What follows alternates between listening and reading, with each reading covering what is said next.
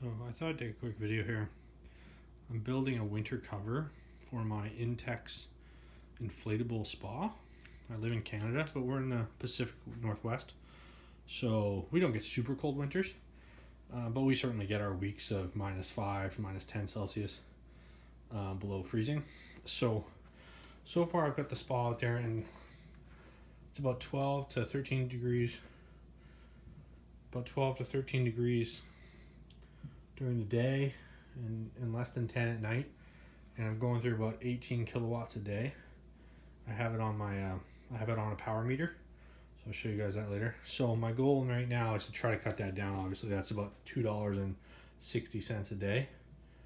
And so the first thing I've done is I went out to the Home Depot and bought this 2 1/8 inch, basically styrofoam, but it's an R10 value, and I've cut one sheet and then I cut a second sheet, you can see, to get a perfect circle. And then what I'm doing is I'm adding a second layer just around the edge, because with an Intex pool, the floating lid, the center is higher than the edge, and I need it to be a nice snug fit. So this is what I'm trying to do here. So when I get this installed and done, I will take a video and show what the power readings are and see if it helps. Now what I've done is I've duct taped the 2 seams, and then I'm going to fold this piece up, apply construction adhesive in the bond in the seam, and then put it back together, and hopefully that will glue this together quite nicely. So this video is just about if you want to run one of these inflatable spas all winter. I live in Vancouver, BC, up in Canada, which is kind of like Washington State for climate. We do get some cold days for certain, nothing like, like the prairies or something, but we'll get weeks of -7 or 8 Celsius, or well below, in the 20s Fahrenheit probably. This week, the last couple days, it's actually been averaging about 33 34 Fahrenheit, or 2 degrees Celsius.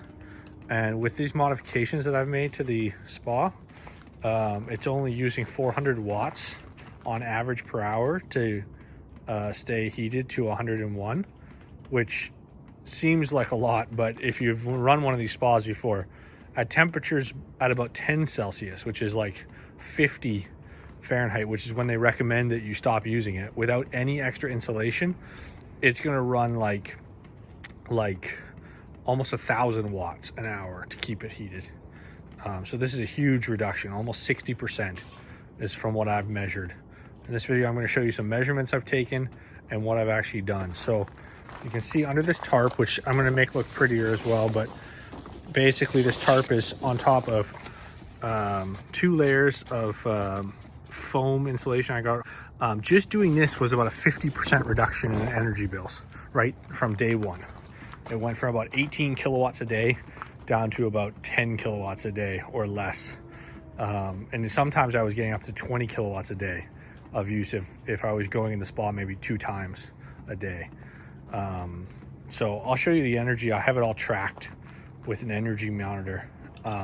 So then later on, when it was starting to get much colder, I went back and I redid it, and I added the same board R10 underneath it.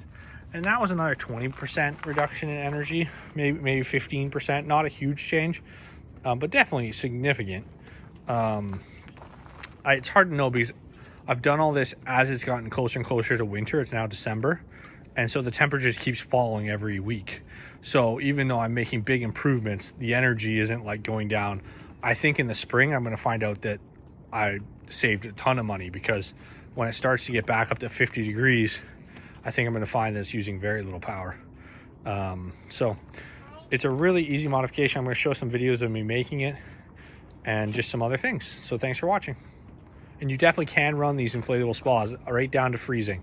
It was freezing overnight, lots of frost, and it used 4 kilowatts in the last 10 hours to stay heated from midnight till now. It's 10 a.m. now. So 4 kilowatts, that's only 400 watts an hour, which if you run a hot tub in the northern climates, that's pretty good. So here we have my energy monitoring. This is using my smartphone and a smart plug. You can see when I first set up the spa, this is with no extra insulation. And this is kind of the numbers I'm seeing. And then here I added my new cover. So this is just with my insulated cover, which was like $80 total. You can see it dropped it. Now, as the temperature gets colder, the usage started to go up a little bit. And we were starting to have some freezing nights and stuff. And how many times you go in the spa makes a big difference as well. And then I'm going to show here in a second. The next month is when I added the base insulation underneath it. So this was just starting to go up as the temperatures got colder. And then it's going to go dramatically down here as well. So I refilled the spa. That spike is when it's reheating the spa.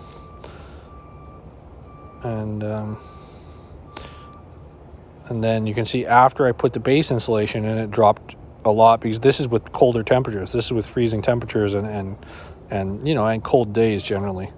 So now we're down at a much more reasonable level with very cold weather. So I'm super happy with this, and the whole thing probably cost me $120 worth of insulation. They're only $35. Come out here tonight. It's a pretty cold night. I think it's just above freezing right now. I just want to see how right now the hot tub's sitting about, with my insulation system, it's sitting at about 400 watts on average per hour to keep it at temperature on a day that probably averaged, you know, 35 degrees Fahrenheit or 3 or 4 degrees Celsius. Right now when I scan the ground, it's I don't know if you can see that or not, 35 Fahrenheit. But you know, there's places where it's 34, 33, 32. So let's just see how the hot tub is faring. On top of the hot tub, it's 27 degrees Fahrenheit, colder than the ground. That's amazing. Now let's actually read this side. The only place where I don't have insulation that I've installed is the side of the hot tub. And it's 61 Fahrenheit. So that's a huge temperature difference compared to the ambient temperature of, you know, the ground is 34, this post is 32 Fahrenheit.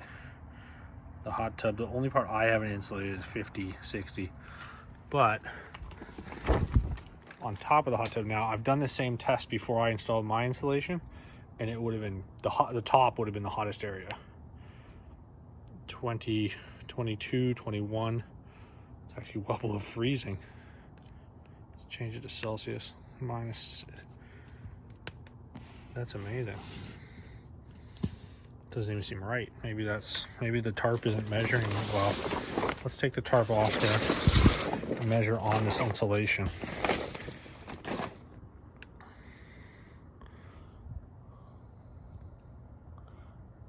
-2 degrees Celsius, 27 Fahrenheit. So that, my insulation is working really well. I'll give you a shot of the hot tub here. I've had to put the bricks on there just the last day or two because we had a windstorm as this cold front came in. Of course, the hot tub is sitting at 101 Fahrenheit.